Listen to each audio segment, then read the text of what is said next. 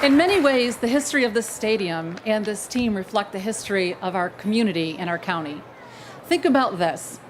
There were only 6 franchises in the history of professional sports, and I know that Naomi knows this, in North America that have been playing in the same city, in the same league, nonstop since the turn of the 20th century. Well, you might ask, who are those teams? The Chicago Cubs, the Cincinnati Reds, the Philadelphia Phillies, the Pittsburgh Pirates, the St. Louis Cardinals, and the 6th team, our very own Rochester Red Wings, who can trace their roots in our community all the way back to 1877.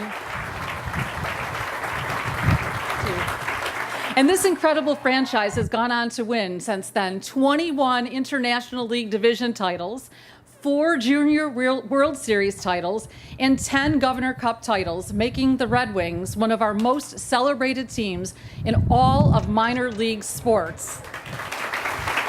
That's quite an accomplishment. So I grew up attending knot-hole games at Silver Stadium, and I think it was $1 a ticket. That was a little time ago. And I brought our oldest son, Patrick, to games there as well. In fact, we still have a baseball from Silver Stadium on display at our home in Arundequoit. And these memories are so precious to me. And I'm sure that they are for so many of you as well. What team, what community doesn't face some adversity on the path to victory, though? The true test of a champion is how you respond in the face of a challenge. And boy, did the Red Wings and the Rochester community overcome a heck of a challenge back in 1957. After more than 50 years of uninterrupted professional baseball in Rochester, there was a chance that the team would move out or go out of business entirely. When things were looking dire late in the game, a respected local businessman and baseball fan stepped up to the plate. His name, Maury Silver.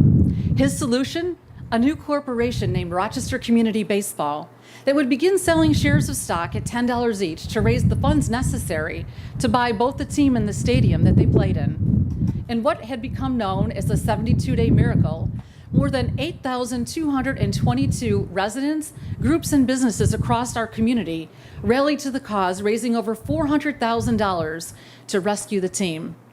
Well, today, the Red Wings are the longest-running franchise in minor league sports and one of the few community-owned professional teams in the country.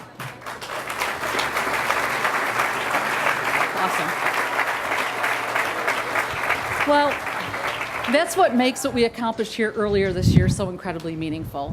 Back in February, I was thrilled to join Maury's daughter and Red Wings President, CEO, Naomi Silver, right here at Frontier Field to share some big news. Monroe County and the Rochester Community Baseball had finalized a new long-term lease for the stadium, one that will keep our Red Wings here at Frontier Field for at least another decade, and more likely to and beyond. What a huge accomplishment. And I want to say a big thank you to Naomi and to Gary and everybody else. You guys are awesome.